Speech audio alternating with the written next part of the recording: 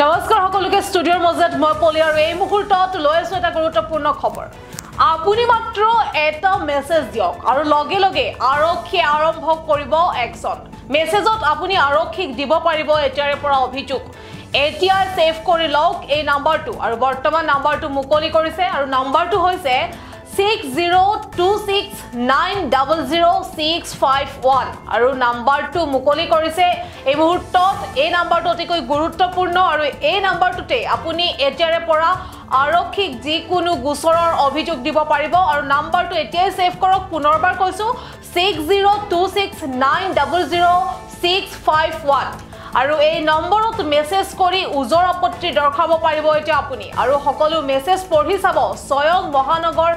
আৰক্ষী আয়ুক্তই আৰু মেছেজ পোৱাৰ লগে লগে আৰক্ষীয়ে ল'ব একচন চেঞ্চুৰী বাইক ষ্টাণ্টৰ দৰে ঘটনাৰ এতিয়া আপুনি ফোন যোগেৰে জনাব পাৰিব আৰক্ষী আয়ুক্তক আৰু আৰক্ষী আয়ুক্তৰ দায়িত্ব লৈ পাৰ্থ সাৰথী মহন্তই মুকলি কৰিছে এই নাম্বাৰটো আৰু গুৱাহাটীৰ ৰাইজৰ বাবে মুকলি কৰা হৈছে এই বিশেষ নাম্বাৰটো এই মুহূৰ্তৰ এটা গুৰুত্বপূৰ্ণ খবৰ বিশেষকৈ গুৱাহাটী মহানগৰবাসীৰ বাবে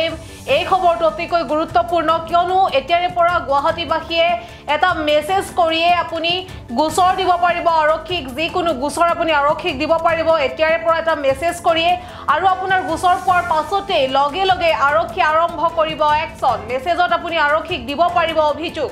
আৰু এতিয়া এই নাম্বাৰটো সেভ কৰি লওক আৰু নাম্বাৰটো হৈছে 6026900651 আৰু নাম্বাৰটো মুকলি কৰা হৈছে ইতিমধ্যে আৰু এই নম্বৰত মেছেজ কৰি আপুনি উজৰ আপত্তি দৰ্শাব পাৰিব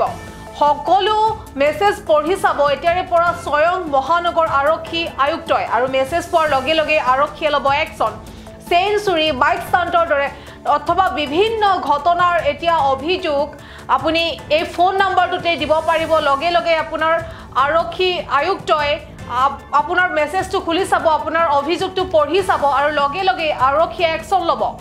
আৰক্ষী আয়ুক্তৰ দায়িত্ব লৈ পাৰ্থ সাৰথী মহন্তই মুকলি কৰিছে এই বিশেষ নাম্বাৰটো আৰু গুৱাহাটীৰ ৰাইজৰ বাবে মুকলি কৰা হৈছে এই বিশেষ নাম্বাৰটো আৰু এই মুহূৰ্তত এই গুৰুত্বপূৰ্ণ খবৰটো আমি আপোনালোকক দিছো যে আপুনি এতিয়াৰে পৰা মেছেজ যোগে আপুনি অভিযোগ দিব পাৰিব আৰক্ষীক আৰু লগে লগে আৰক্ষী আৰম্ভ কৰিব একচন আৰু মেছেজতে আপুনি এতিয়াৰে পৰা আৰক্ষীক অভিযোগ দিব পাৰিব আৰু নাম্বাৰটো সেভ কৰি লওক আমি পুনৰবাৰ কৈছো নাম্বাৰটো মুকলি কৰিছে ইতিমধ্যে 6026900651 এই নাম্বাৰটো সেভ কৰি লওক আৰু এই নাম্বাৰতে গুৱাহাটী মহানগৰবাসীয়ে আপুনি যিকোনো গোচৰৰ অভিযোগ দিব পাৰিব এতিয়াৰে পৰা মেছেজ কৰি আৰক্ষীক আৰু এই নম্বৰত মেছেজ কৰি উজৰ আপত্তি দৰ্শাব পাৰিব এতিয়াৰে পৰা আৰু সকলো মেছেজ আপোনাৰ সকলো অভিযোগ এতিয়া পঢ়ি চাব স্বয়ং মহানগৰ আৰক্ষী আয়ুক্তই আৰু মেছেজ পোৱাৰ লগে লগে আৰক্ষীয়ে ল'ব একচন আমাৰ কথা হ'ল আমাৰ আইন মতে আমি চৰকাৰৰ নিৰ্দেশ মতে মুখ্যমন্ত্ৰী মহোদয়ৰ নিৰ্দেশনা মতে আৰক্ষী মুখ্য কাৰ্যালয়ৰ দিহা পৰামৰ্শ মতে গুৱাহাটী মহানগৰ আৰক্ষীয়ে কাম যেনেদৰে কৰি আহিছে তেনেদৰেই কৰিব ইয়াত আটাইতকৈ ডাঙৰ কথাটো হ'ল জনসাধাৰণৰ সমৰ্থন কাৰণ আৰক্ষীয়ে যেনেকৈ এজন মানুহে যেনেকৈ অকলে একো কৰিব নোৱাৰে আৰক্ষীয়ে টিম হৈও একো কৰিব নোৱাৰে যদি তাত জনসাধাৰণৰ ছাপোৰ্ট নাথাকে জনসাধাৰণৰ সমৰ্থন নাথাকে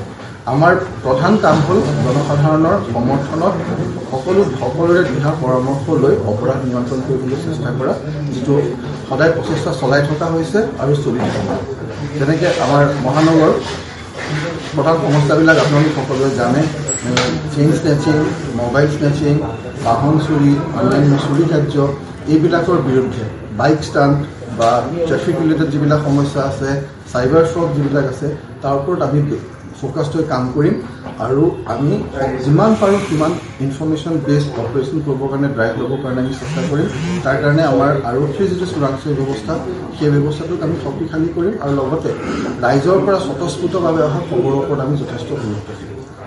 আমি আৰু ইয়াত ৰাইজে যেতিয়া কিবা এটা বিচাৰে সেয়া একদম সহজতে হৈ যায় 31 ডিচেম্বৰৰ দিনাখন আমি চৰকাৰৰ নিৰ্দেশ মৰ্মে সকলোকে আহ্বান জনাইছিলোঁ মদ নাখায় মাত্ৰ 94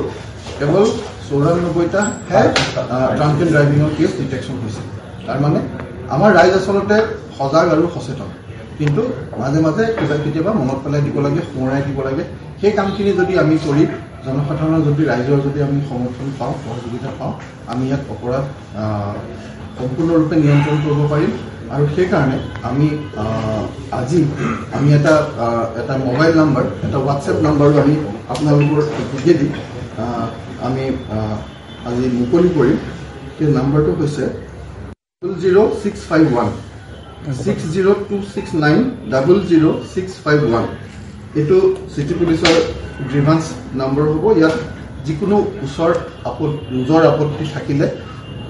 যিকোনো ব্যক্তিৰ ৰাইজৰ যি ওজৰ আপত্তি থাকে, যি তেওঁলোকে আমাৰ দৃষ্টি আকৰ্ষণ কৰিব বিচাৰিছে, যি বিষয়ে নহওক আমাক তেওঁলোকে এই হোৱাটছএপ যোগে ইয়াত জনাব পাৰিব। এই নম্বৰটো আমাৰ CP অফিচত এইটো নম্বৰ ৰখা হ'ব। মই ব্যক্তিগতভাৱে এই নম্বৰ কথা মেছেজবিলাক চাম। অৱশ্যে যদি মিটিঙে মাটাঙে থকা হয়, এনেকুৱা ঠাইত থকা হয় যে মই মেছেজ চাব নোৱাৰোঁ, তেতিয়া আমাৰ আনৰেছপনচিবল বিষয়ে এই মেছেজখিনি চাব আৰু তাৰ ওপৰত আমি তথাপিতো ব্যৱস্থা গ্ৰহণ কৰিবলৈ চেষ্টা কৰিম। গতিকে আমাৰ মূল লক্ষ্য হ'ল যে অপৰাধ নিয়ন্ত্ৰণ কৰা আৰু ৰাইজৰ সহায় সহযোগিতা লৈ সেই অপৰাধ নিয়ন্ত্ৰণৰ ক্ষেত্ৰত আগবাঢ়িছে। আৰু পুলিচে কাম কৰাত সফলো নহয়। ৰাইজক লাগিবই, ৰাইজৰ দিহা পৰামৰ্শ, ৰাইজৰ লগত থাকিহে আমি কাম কৰিব লাগিব। ৰাইজ যদি লগত থাকে পুলিচ সফল হ'ব, ৰাইজ নাথাকিলে পুলিচ সফল হ'ব নোৱাৰে। আৰু কিছুমান কথাত তাত ৰাইজৰ কথা নাই। আজি ক'ৰবাত টেৰৰিষ্ট অৰ্গেনাইজেশ্যনৰ লগত ফাইট কৰিব লাগে, তাত ৰাইজ ট্ৰেইন নহয়। এইটো ৰাইজৰ জীৱন আমি বিপদাপন্ন কৰিব নোৱাৰোঁ। তাত ছিকিউৰিটি ফ'ৰ্চেছে কাম কৰিব। কিন্তু যিখিনি সামাজিক যিবিলাক বিষয় আছে, যিবিলাক দৈনন্দিন আমাৰ অপৰাধ আছে, সেইবিলাকৰ ক্ষেত্ৰত আমি নিয়ন্ত্ৰণ আমি ৰাইজৰ সহায় সহযোগিতা সদায় বিচাৰিম, দিহা পৰামৰ্শ সদায় বিচাৰিম আৰু তেওঁলোকৰ লগত থাকিহে আমি কাম কৰিব লাগিব।